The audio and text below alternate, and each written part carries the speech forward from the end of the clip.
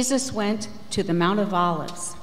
His disciples followed him, and when he came to the place, he told them, "Pray that you will not be overcome by temptation." Then Jesus walked about a stone's throw away, and he knelt down and prayed, "Father, if you are willing, please take this cup of suffering away from me. Yet, not my will, but thy will be done." Then an angel of the Lord appeared and strengthened him. Jesus prayed more fervently, and he was in such anguish that his sweat became like great drops of blood falling down on the ground.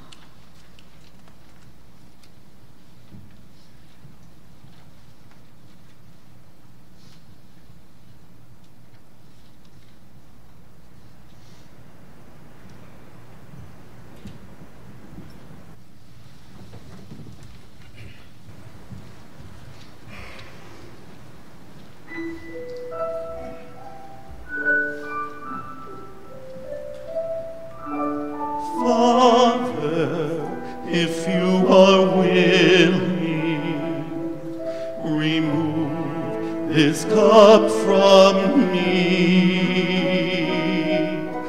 Father, if you are willing, remove this cup from me.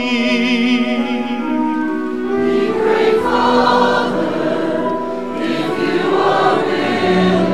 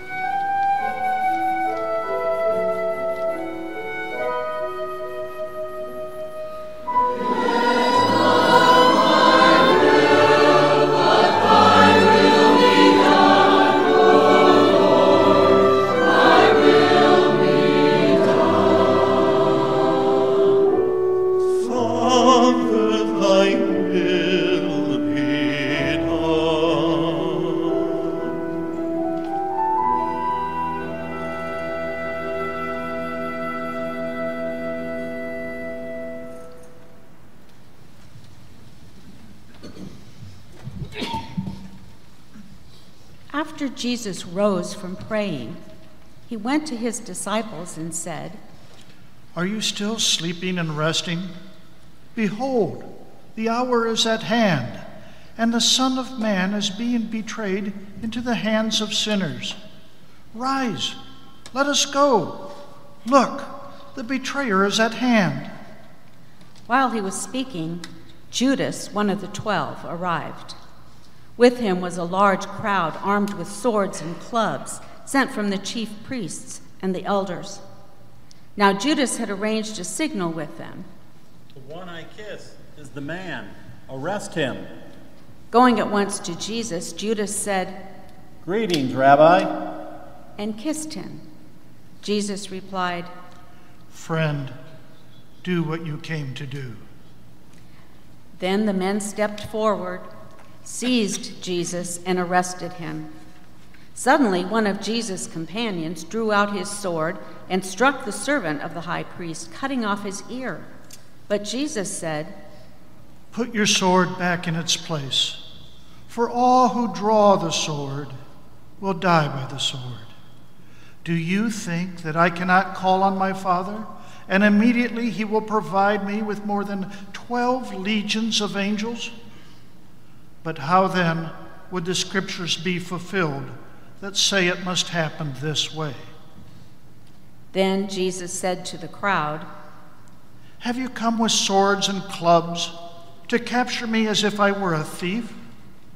Every day I sat teaching in the temple, and you did not arrest me. But this has all taken place that the writings of the prophets might be fulfilled."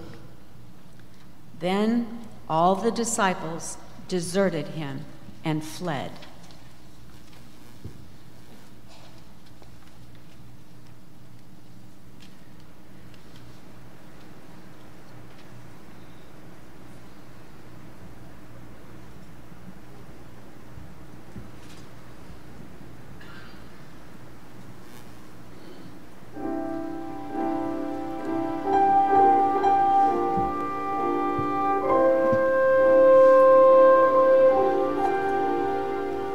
Tis midnight and on Olive's brow the star is dim and lately shone.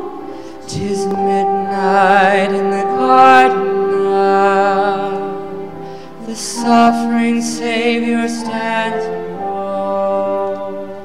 'Tis midnight. 'Tis midnight.'Tis midnight and from heavenly plains is born the song the angels know.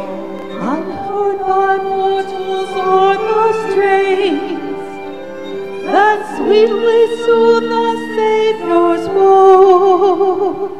'Tis midnight. 'Tis midnight.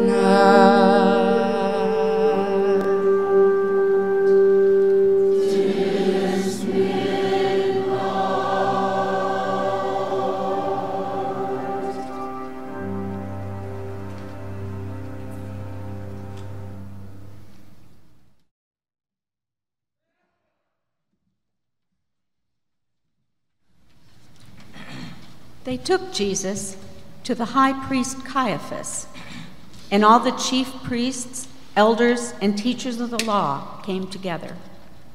Peter followed them at a distance, right into the courtyard of the high priest, and he stood there with the guards, warming himself at the fire. The chief priests and the entire Sanhedrin council were looking for testimony against Jesus so that they could put him to death, but they did not find any. Many testified falsely against him, but their statements did not agree.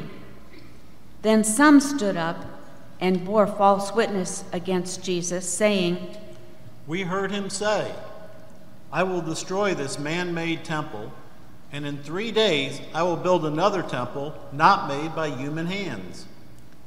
Still, their testimonies did not agree. Then the high priest stood and asked Jesus, "Why don't you answer?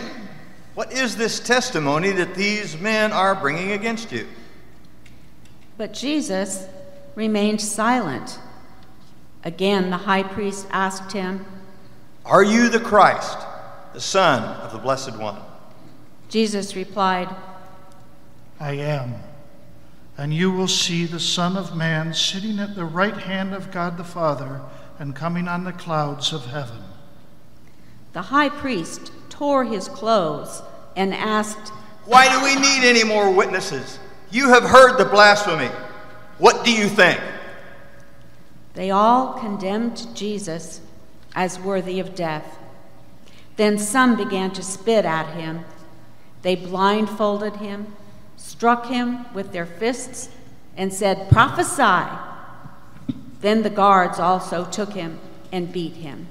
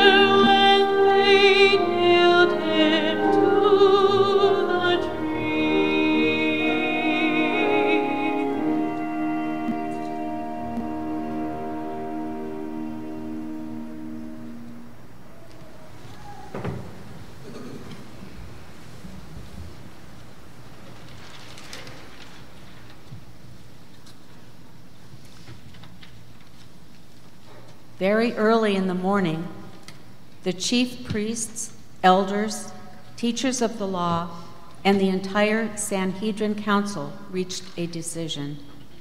They bound Jesus, led him away, and handed him over to Pilate. Pilate asked, "Are you the king of the Jews?" Jesus replied, "Yes, it is as you say." The chief priests accused him of many things. So again, Pilate asked him, "Aren't you going to answer? See how many things they are accusing you of?" But still, Jesus made no reply, much to Pilate's surprise. Now it was the custom at the festival for Pilate to release a prisoner for the crowd, anyone for whom they asked. A man named Barabbas was in prison with the rebels who had committed murder during an insurrection. So the crowd began to shout for Pilate to observe this custom. "Free Barabbas! You keep Jesus! Let Barabbas go!" But Pilate answered them, "Do you want me to release to you the king of the Jews?" Pilate realized that the chief priests had handed Jesus over because of jealousy.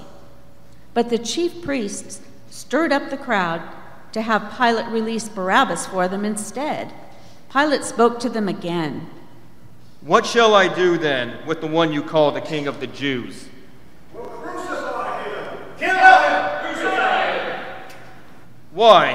What crime has he committed?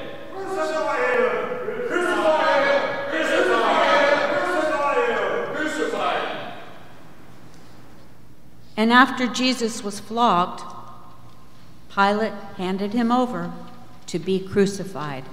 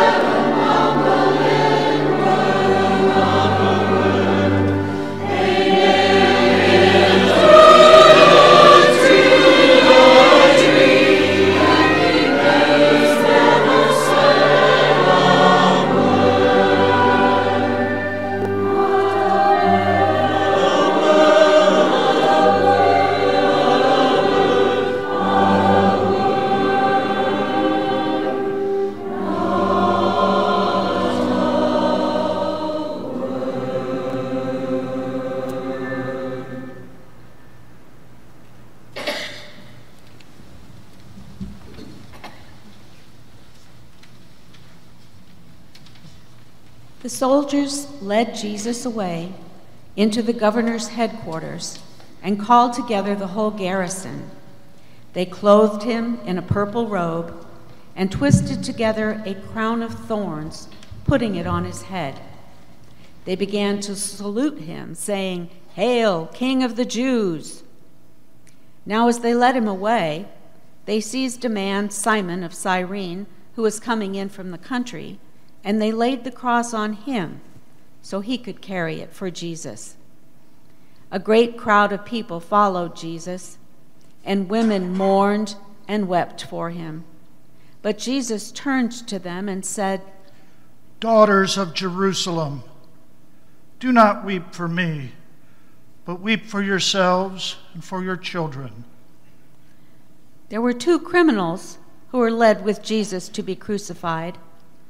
And when they came to the place called Calvary, Jesus was crucified with the criminals, one on his right hand and the other on his left.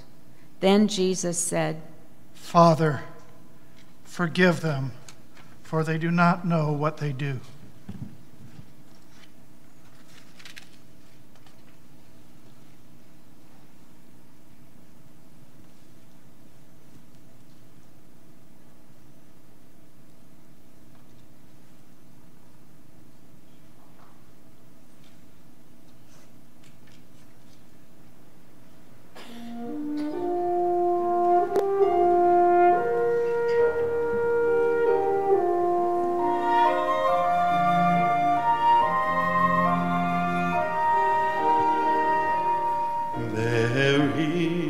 A fountain filled with blood drawn from Emmanuel's veins, and sinners plunged beneath that flood lose all their guilty stains, lose all their guilty stains, lose all their guilty stains, and sinners plunged beneath that flood lose all their guilty stains.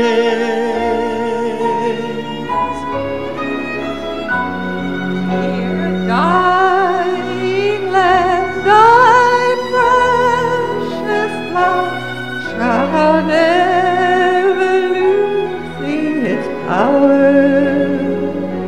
till all the ransomed church of God be saved to sin no more, be saved to sin no more, be saved to sin no more, till all the ransomed church of God be saved to sin no more.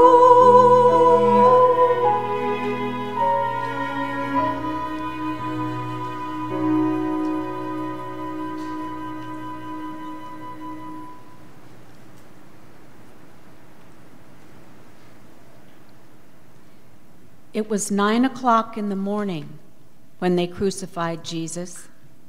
The inscription of the charge against him read, "The King of the Jews." Those who passed by shouted insults at him, shaking their heads and saying, So, you are going to destroy the temple and build it in 3 days. Come down from the cross and save yourself.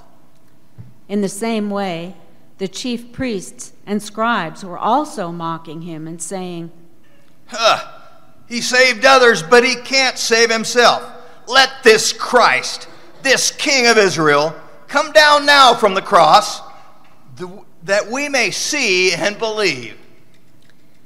Even the robbers who were crucified with Jesus taunted him.